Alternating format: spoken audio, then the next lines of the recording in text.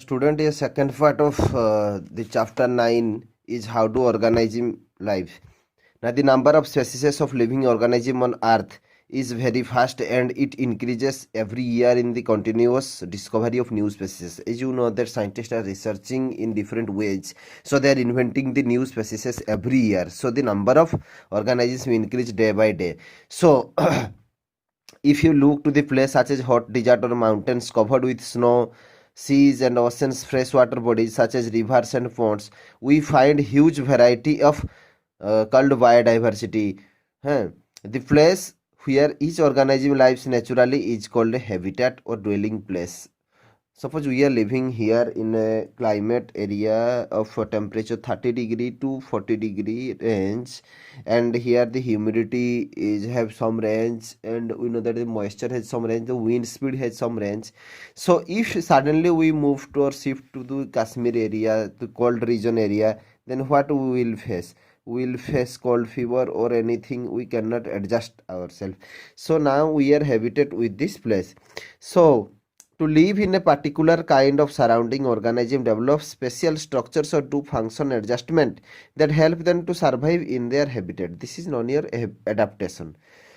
And a particular place can be habitat for many living organisms. For example, a garden is a habitat of many plants, insects, and birds, and snake. And you think rats, different types of animals live and depends on each other in a one single place.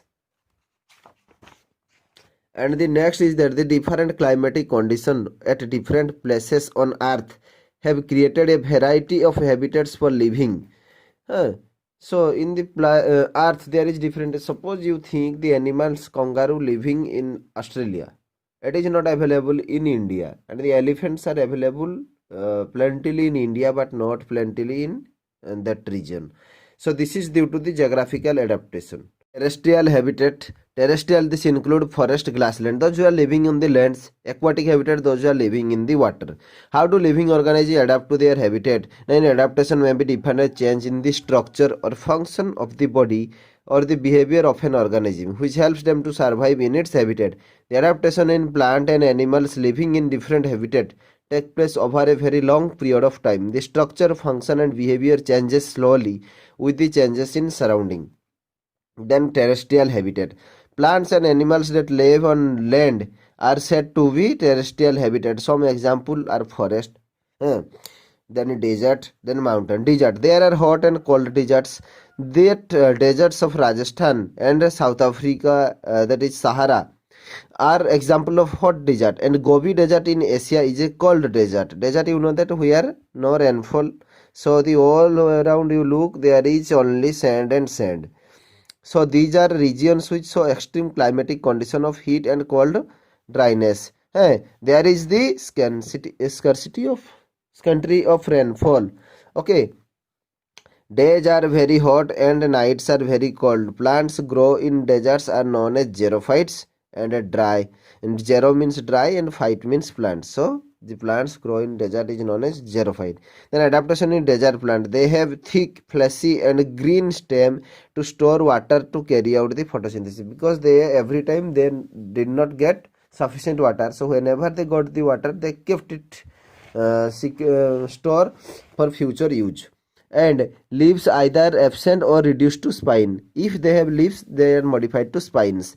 Waxy coating on the leaves such as to stop the transpiration, loss of water, and roots are extended deeply into the surface of earth. Then adaptation in desert animals. Small animals such as rats generally hide in the deep burrows under the ground, and the some active night and hunt and eat.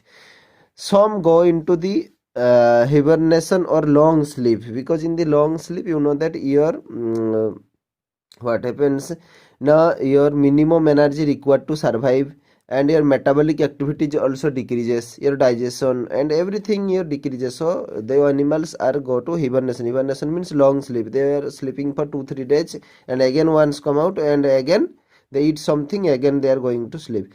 They have long legs to keep their body away from the heat. The features of some desert animals. They have homes on their back to store fat, and this fat helps them to survive in long period without food and water. They have transparent covering on the eyes to protect them from sand. You know that the sand is there, so when the wind will blow, then sand particles will fall on their eyes, so they have the cover in front of their eye.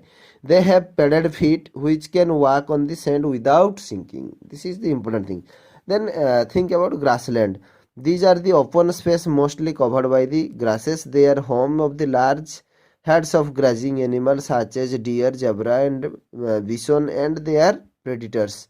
Adaptation in grassland of animal. Both prey and the predator are adapted to survive. The deer has long ears and hear movement.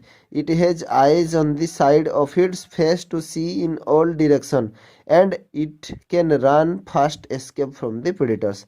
The giraffe also, other hand, has a long neck to reach the topmost branches of the tree, whereas two herbivores cannot reach.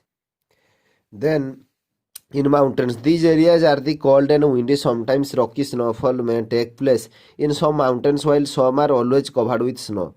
Adaptation in mountain plants. Coniferous trees found in the mountain plant. These have been drooping branches and shed excess rainwater and snow. Needle-like leaves with waxy coating on them prevent water loss in freezing weather. Then adaptation in mountain animal. Animals living here have thick skin or fur to protect them from cold.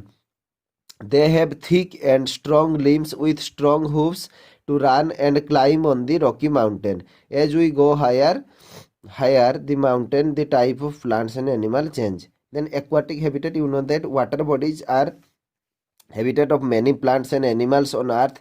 Sometimes organisms live in freshwater bodies such as rivers and ponds. Other lives in the saline water bodies such as oceans. Plants living in water are live. Then adaptation in aquatic plant. Floating plants have long, slender, spongy and flexible stems with air cavities. Less weight help them to float on the water. They have submarine. Submarine means some part is under the water and some part are above the water. And what happened? They have the air cavities in their bodies which help them to float. And adaptation in aquatic animals, they have the boat shaped humans. This face type is streamlined and thick in the middle, and in the tail end side is also a narrow shaped.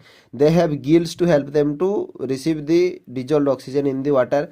They have scales on their body surface to prevent their body from decay. Presence of fins and tails help them to move forward and change direction while swimming. Other animals such as whales and dolphins do not have gills. They have the blowholes on the upper parts of the head to breathe in air. Okay, they come up to the surface of water to breathe. They will come out from the water surface and they take oxygen from air.